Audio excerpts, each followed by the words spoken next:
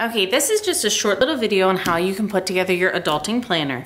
Now, for this example, I'm just gonna show you how I set up my pages. Now I'm going to show you how I actually put together my planner. I'm not going to show you how I put together the entire year because that would bore you to death to watch all of that. But I'm going to show you how I put together the front of my planner and then 1 month worth. So first I have my cover. You can print one of the 3 covers that comes with the adulting planner. You may choose to do one of the free covers that I have on my website that I give you if you are a member, and you can get totally for free, or you can choose to make your own cover or find another one free online. So that will be my first page.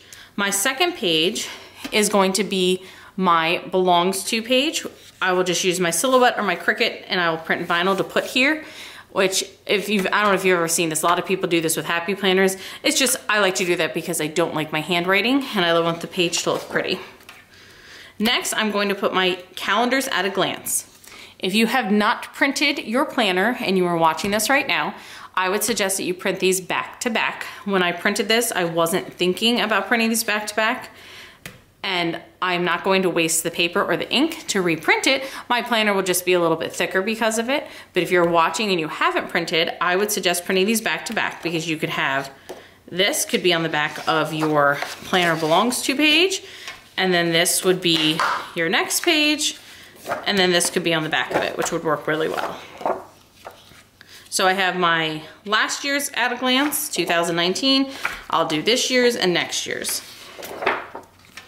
The next section that I have is my dates at a glance. What I like about this is where I can put things like people's birthdays and anniversaries, things that are really important. I generally will use this for things that don't change, and I can take it from planner to planner, or if I would like to just do important dates throughout the year, then I can just print it each year. So that is what will come next in my planner. Then next I will pick a divider. I've got lots of dividers as you saw online. You can print a whole bunch of them and then pick the one. Doesn't matter what order they go in. I'm going to do the Fruit Loop one first. So this is how I will start my month of January. I like to start my planner every month with the current happenings page. A lot of planners will actually put it on the month ahead before, which is not really how I like to do it. I like to do it at the start of every single month.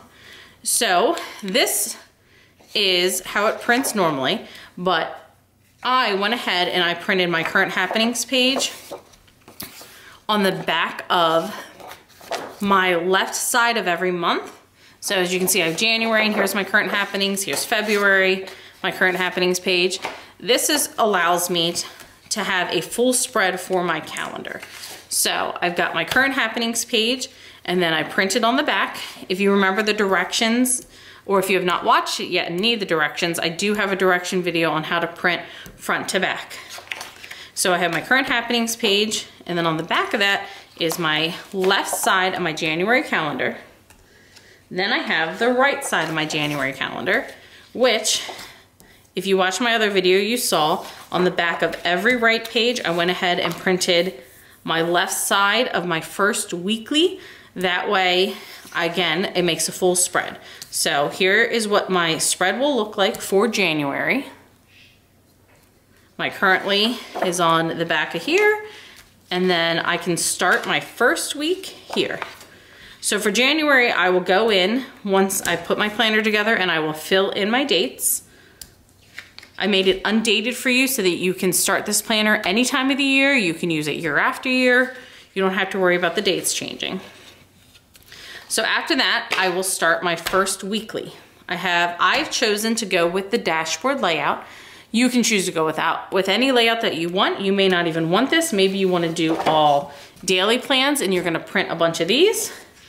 But for me, I have chosen to go with my dashboard layout, and I went with the sarcastic version. So I have my left side, which is the back of my calendar, and now I will go ahead and put in my right side. I printed these front to back with my left side, so that way, as you can see, so look, so here's the back side of this. As I turn the page, now it starts another week. I just did this to use less pages within my planner. It makes it cleaner, it makes it less bulky.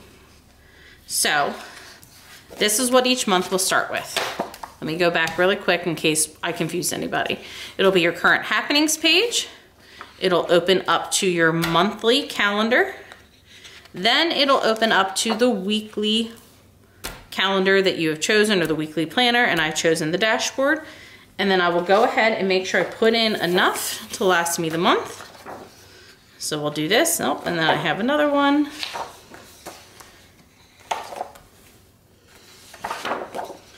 Then I have another one.